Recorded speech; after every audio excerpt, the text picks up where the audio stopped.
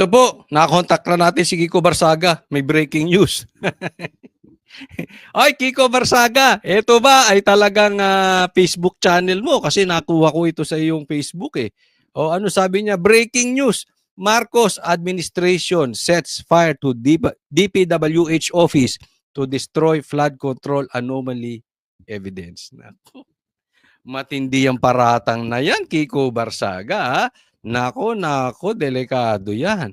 No? Pero ako, sumasang-ayon ako kay Kiko. Okay? Ito yung opinion ko lang naman. At marami po ganito rin ang opinion. Basahin nyo ha. Pagka meron pong balita patungkol sa sunog, ang pinagbibintangan lang yan administrasyon ni Bongbong Marcos. Wala nang iba. Lintik na yan. Pag ito namang sunog na ito, kasalanan pa ni PRRD. Pambihira. Superman talaga to si PRRD. Ang tindi mo na. Ang tindi talaga ni PRRD. Di ba? Pagka naibintang pa naman yan, ay nako. Baka pati pag-aaway nyo mag-asawa ni Lisa, ibintang nyo kay PRRD, kasalanan nila dahil pinagsilosan si PRRD. Ay nako. No? Pero hindi natin masisisi ang taong bayan kung yan ang iniisip.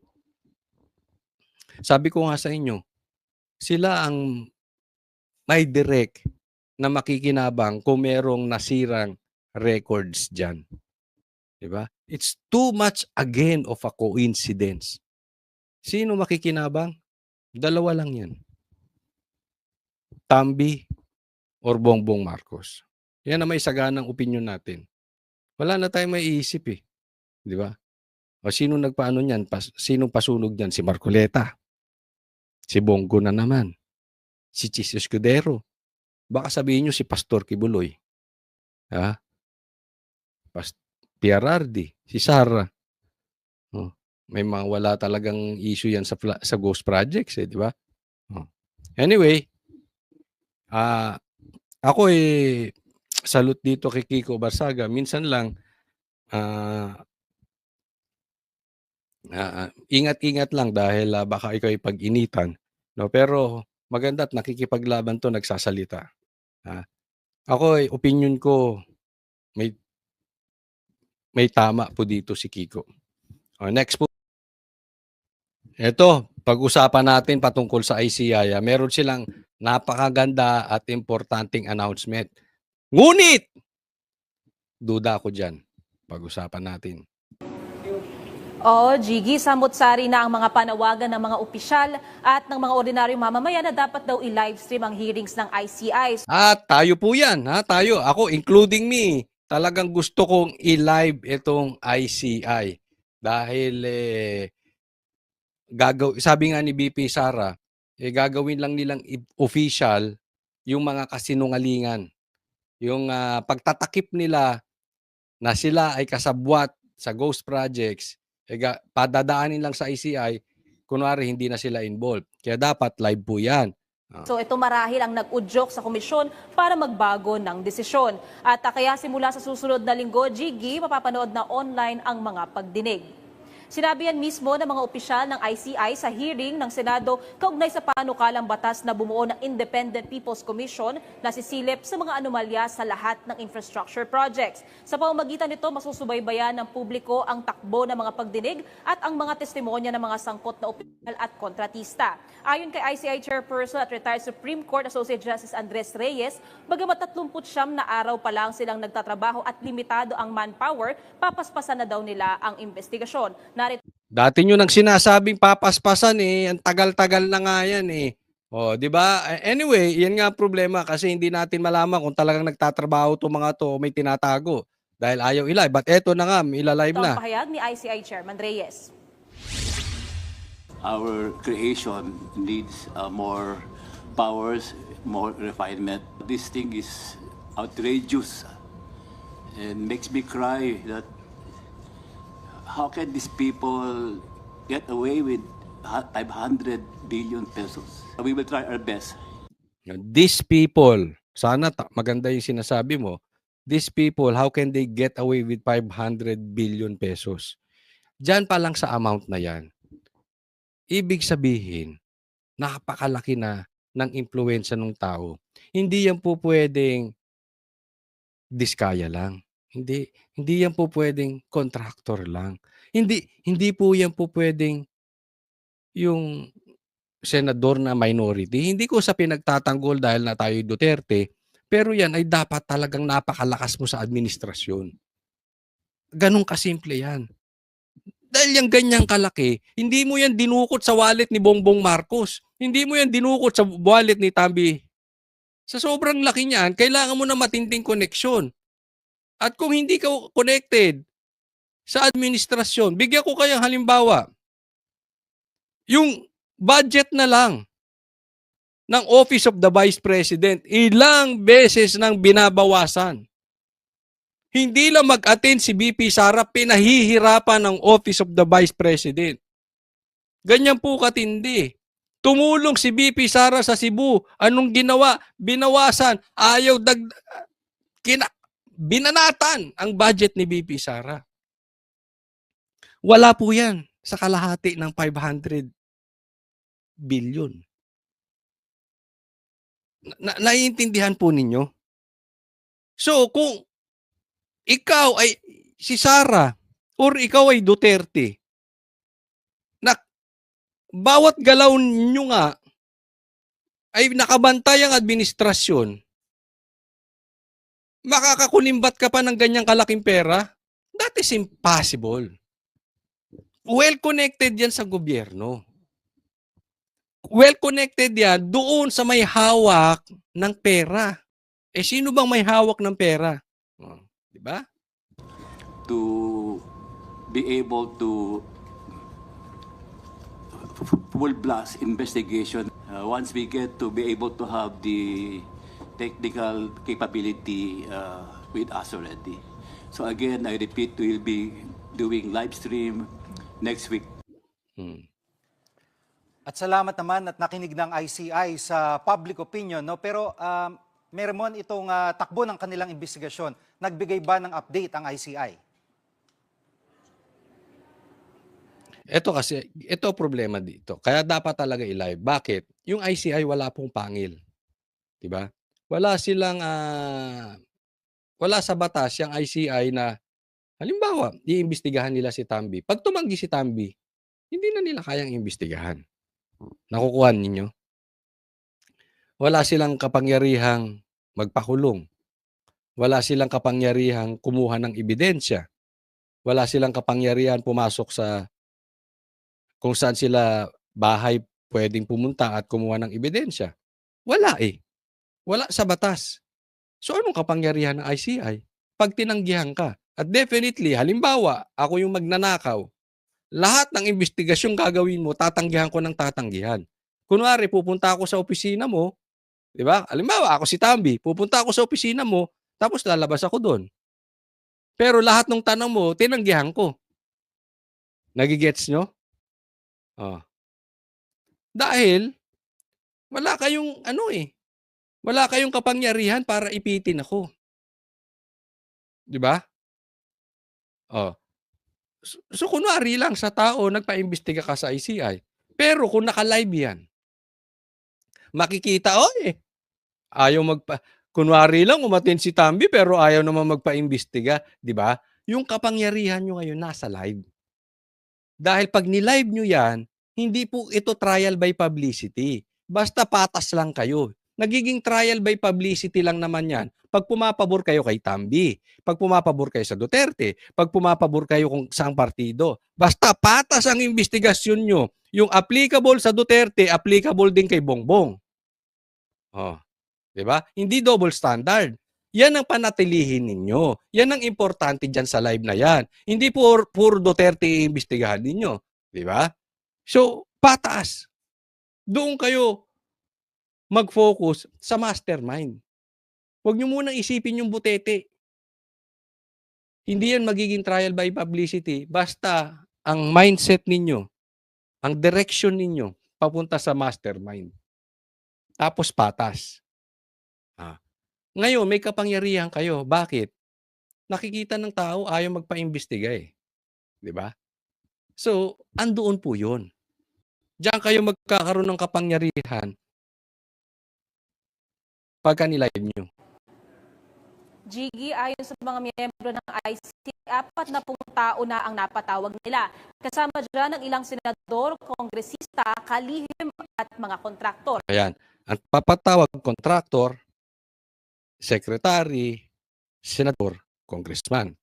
Kaya lang, baka kaya kayo pumayag ng live, baka yung mga congressman na yan, baka yung mga senador na yan, puro Duterte Black. Gaya ng sabi ko, duda ako, bigla-bigla kayo nagbago ng isip na i-live nyo yan. But anyway, bibigyan namin kayo ng tsansa. Okay? Pero pag yan ay double standard kayo, puro Duterte, puro, isipin nyo, iimbestigahan yung Davao pero hindi nyo iimbestigahan ng Ilocos Norte. Iimbestigahan nyo yung anak ni PRRD pero hindi nyo iimbestigahan yung anak ni Bongbong Marcos. Iimbestigahan nyo yung senador ng Duterte Black pero hindi nyo maimbestigahan yung senador ninyo. Lokohan tayo. Iimbestigahan nyo yun, tatawagin yung amendments pagka majority. Pagka ang minority, tatawagin yung insertions. Di ba? So nakabantay ang taong bayan. Malalaman naman namin kung yung ICI, tarantaduhan lang yan, yan sarsuela lang. Ha? At iniiwas. Tatandaan ninyo, hindi dapat kayo umiwas kung patungo na tayo sa mastermind. Yan na po ang sinisigaw ng taong bayan, mastermind. Even si Marcoleta, si Cayetano nagsalita na, let's go to the mastermind. Pag lumihis kayo dyan, hindi nyo pwedeng sisihin ng taong bayan na walang tiwala sa inyo. At base raw sa mga testimonyang kanilang narinig, nakakaiyak umano ang lawak ng katiwalian. At ang masaklap daw dyan, meron 3 anti-corruption agency ang bansa pero wala sila sa kaligina ng lawak ng kapangyarihan ng anti-corruption body sa Hong Kong at Singapore. Pakinggan natin ang sinabi ni ICI member at dating DPWH Secretary Babe Singson. I could not believe what I was hearing in terms of the magnitude. I tried to analyze where did the system fail. The procedure, the legal process that we have to follow is so tedious. Bago po may makulong, ang haba ho ng proseso.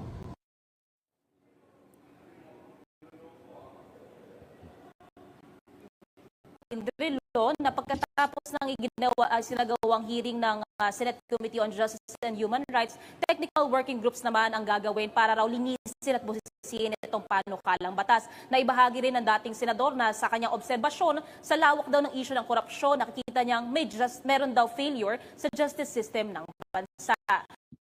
Medyo talaga may problema tayo sa justice system kasi matagal masyadong matagal, no? Isa po yan sa taktika ng administrasyon. Yan po ay nasaga po natin sa isang reliable person. Diyan po sila tutungo. Kaya napapansin nyo yung Blue Ribbon, hininto. Tapos ang kwentuhan ngayon, babalik si Lacson, hindi babalik. Si Tito Soto, okay lang. Bumalik, nakikiusapan si Lacson maging bumalik na Blue Ribbon chairman. Yung gano'n, puro gano'n. Di ba? Pero ayaw naman bumalik ng investigasyon. Ang tagal-tagal. Kasama yan. Delaying tactic po. Ingat po tayo dyan. ICI, sana po hindi kayo magpagamit sa taktika ng mastermind. Yang pagpapatagal, sabi nyo nga, yung justice system na yan, yan po ang ginagamit ng mastermind ngayon. Delaying tactic. Eto, tingnan natin maganda tong pasabog ni Kiko Barsaga. Meron kayang itim na puweto na nagkukwento sa kanya. Sabi niya, mukhang natakot ang AFP sa akin. Nakita ko kasi. Ibig sabihin, nakita niya. Personal knowledge, hindi hearsay yan, Hindi yan hearsay. Claire Castro. Nakita ko kasi 15 billion ghost projects nila. Ba? Pati pati AFP may ghost projects. Ba, matindi yan. Nako, ako napapaisip. Dahil ang AFP ngayon is extremely quiet. Dahil tayo nag-e-expect na dapat ang AFP Hindi po natin sinasabing pataubay ng gobyerno. Wala po tayong ganun, ha? Ang sinasabi ko lang, dapat medyo vocal na sila. Hindi lang yung retired. Vocal na mismo yung mga active na siguro kahit papaano sila ay magsalita dahil yung lalim po, yung laki po ng ninanakaw na sa Pilipinas, ang AFP po, ang ating uniform men ay sila'y may sinumpaang ipagtatanggol ang konstitusyon, ang batas ng Pilipinas. O, tapos bigla makakabalita tayo, pati sila may ghost projects. Anong iisipin ng taong bayan yan? Kung totoo itong sinasabi ni Kiko, kaya naman pala tahimik nakinabang. Kasi nakakapagtaka, di ba? Sa lalim ng, ito ihiwalay natin sa AFP. Sa laki po ng nakawan, bakit ang daming senador tahimik? Ba't ang daming politiko tahimik? Ba't ang daming congressman tahimik? Hindi ba kayo nagtataka? Posibleng ayaw nila ang ginagawa ng mastermind. Pero, maaari, kahit maliit, nakinabang sila Dahil pag nakinabang ka at nagsalita ka, ibubulgar ka ng gobyerno. Ibubulgar ka ng administrasyon. Ganyan ang style nila. So, ikaw, matatakot ka na lang, mananahimik ka. Okay? Hindi ko po sinasabi na totoo itong post ni Kiko Barsaga na may 15 billion ghost projects ng AFP. Pero, hindi mo, ito ay dapat isa rin sa iniimbestigahan. No? Dahil, medyo nauunawaan natin yung uniform men natin dahil nga sobrang tahimik sila kasi tinatakot sila 'di ba, na tatanggalan ng pensyon. Grabe na rin talaga tong gobyerno na ito. Isipin mo yung mga uniform men natin na ibinubuwis ang buhay nila. Tapos parang empleyadong pipitsugin na tatakutin mong tatanggalan ka ng pensyon. Pambihira. Parang, teka muna, pera nila yan. Pinagtrabahuhan nila yan. Sinumpaan nila yan na ipagtanggol ang konstitusyon. Tapos tatakutin mo ng tatanggalan ng that is so below the belt. Kung si President Duterte, si PRRD, dinoble ang sahod ng pulis at AFP. Etong gobyerno natin ngayon, pag hindi kanya kayang pilipitin sa leeg, at ikaw ay magsasalita dahil ikaw ay may karapatan, may freedom of speech ka, gagamitin mo yung karapatan na yon. Anong gagawin sa'yo? Tatanggalan ka ng pensyon. Matindi. Kami ang boses ng masa, hindi natatakot. Katotohanan lang, di kami nalulunod. Walang bahid ng sismis, lahat ay totoo. Kahit sino ka pa, pag mali ka babanatan ka. Walang pinipili kulay, wala kaming kinikilingan. Basta para sa bayan, kami lalaban. Pag tama palakpakan, pag mali banatan. Di matitinag, di matatakot, para sa bayan tuloy ang sigaw. Sa harap ng kamera, walang halong takot. Mga baluktot, lahat kayo'y tutumba. Ang hustisya at totoo, yun lang ang mahalaga. Kahit sinong harang, di kami matitinag. Walang pinipiling kulay, wala kaming kinikilingan. Basta para sa bayan, kami lalaban. Pag tama palakpakan, pag mali banatan. Di matitinag, di matatakot, para sa bayan tuloy